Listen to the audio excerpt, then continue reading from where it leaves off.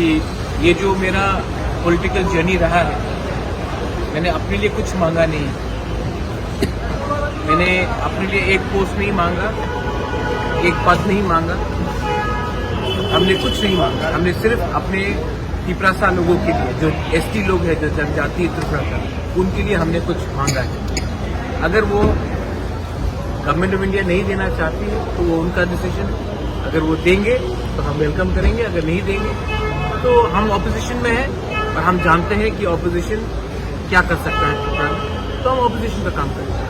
27 तारीख last date था, अभी तक नहीं हुआ, क्या बोलना चाहिए? ये सवाल आप होम मिनिस्टर से पूछिए, मुझसे मत पूछिए। मैं वही कह सकता हूँ जो मुझे कहा गया था। मैं अपने लाइन में हूँ, जो मुझे बोला गया था।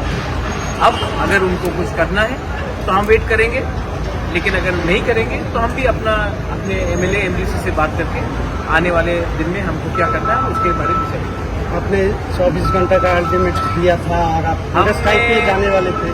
आपको मैं एक ही बात बोलना चाह रहा हूँ कि मैंने आज तक अपने लिए कुछ डिमांड नहीं की। मैंने जो भी डिमांड किया है अपने त्रिपुरा के जनजातियों के लिए डिमांड किया। अगर उनको लगता है कि त्रिपुरा का जनजाति को कुछ मिलना चाहिए तब एक्ट कीजिए।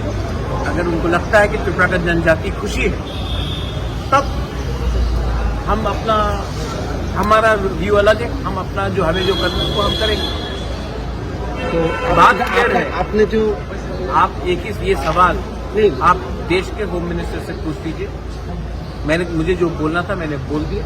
अब मैं अपने एमएलए एमडीसी से बात करूंगा। दिल्ली से मुझे बहुत फोन कॉल आया है अभी तक, लेकिन जब तक मैं अपने एमएलए एमडीसी और अपने सपोर्टर्स के साथ बात नहीं करूंगा, अभी मैं मीडिया को कुछ नहीं बोलना चाहता। तो आपका जो हंगर स्ट्राइक का जो स्टैंड था उसमें रहेंगे क्या? दिल्ली से बहुत फोन कॉल आया है। अगर आपको भी मेरे संग हंगर स्ट्राइक में ज्वाइन करना है तो यू आर मोस्ट वेलकम।